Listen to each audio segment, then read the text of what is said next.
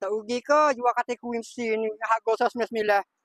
Jangan mikir kau rugi kalau kita nak bantu orang dia. Kami DMM Perawat Bacot buat jualan jimat banjir katil besi bersaiz queen ni daripada harga 480. Kami nak belanja hanya dengan harga 199 saja.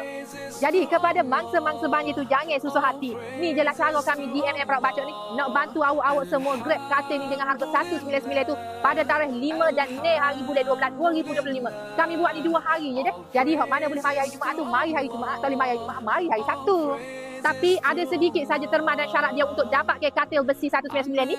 Khas untuk customer walk-in sahaja. Kami tiada penghantaran, nak hantar boleh. Ada sedikit saja cas hantar. Dan item ni sangat-sangat terhad. Siapa cepat dia dapat. Dan special pula, ada 2 pilihan warna. Warna putih dan juga warna hitam.